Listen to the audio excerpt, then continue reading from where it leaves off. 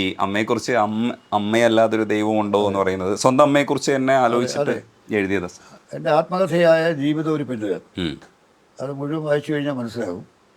അത് യഥാർത്ഥത്തിൽ നായിക എൻ്റെ അമ്മയാണ്. എൻ്റെ ആത്മകഥ എന്ന് പറയുന്നതിനെക്കാട്ടും എൻ്റെ അമ്മയുടെ കഥയാണ്. അത്രമാത്രം എൻ്റെ ജീവിതത്തിൽ അമ്മ സ്വാധീനം ചെലുത്തിയിട്ടുണ്ട്. ഈ മദ്യപിക്കാത്തതും പുകവലിക്കാത്തതും. എനിക്ക് 10 വയസ്സ് ആകുന്നവരെ എൻ്റെ 4 അനിയന്മാർ മരിച്ചുപോയി. എൻ്റെ 2 ജ്യേഷ്ഠന്മാരുണ്ട്. നോവലെഴുതിയ പി വി തമ്പി, കൃഷ്ണപുരത്ത് എഴുതിയ പി വി തമ്പി, അത് രണ്ടുപേരും പി ജി തമ്പി. രണ്ടുപേരും വക്കീലന്മാരായിരുന്നു.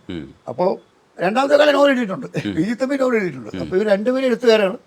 അവർ ജനിച്ചു കഴിഞ്ഞ് ഞാൻ മൂന്നാമന് ഞാൻ. അത് കഴിഞ്ഞ് 4 ആൺകുട്ടികൾ മരിച്ചുപോയി. എൻ്റെ ഇളയ 4 കുട്ടി ജനിക്കും, 2-ാം ദിവസം 3-ാം ദിവസം മരിക്കും. അപ്പോൾ എനിക്ക് 10 വയസ്സാകുന്നവരെ എൻ്റെ 4 അനിയന്മാർ മരിച്ചു. അപ്പോൾ എനിക്കത് നിത്യ ദുഃഖമായി. കാരണം വെച്ച് കഴിഞ്ഞാൽ ഞാൻ കാരണമാണ് എൻ്റെ അനിയന്മാർ മരിക്കുന്നതെന്ന് തോന്നുന്നത്. എനിക്ക് പ്രായം 5-6 വയസ്സായപ്പോൾ അമ്മ ഞാൻ ദേഷ്യത്തിൽ പറയും, എൻ്റെ പിന്നാലെ ആരും വന്നതേടാ കഴിവുള്ള പോലെ നീ വന്നതെന്ന് ചീത്ത വിളിക്കാം അമ്മ വഴക്ക് പറയുമ്പോൾ. അപ്പോൾ എനിക്ക് തോന്നുന്നത് ഞാൻ കാരണം എൻ്റെ അനിയന്മാരെല്ലാം മരിക്കുന്നത്. അതൊരു വലിയ ദുഃഖമായിരുന്നു.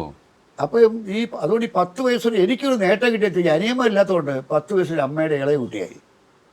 അപ്പോൾ 10 വയസ്സിൽ എൻ്റെ അനിയത്തി ജനിക്കുന്നവരെ അമ്മയോട് ഞാൻ ഉറങ്ങുന്നത്.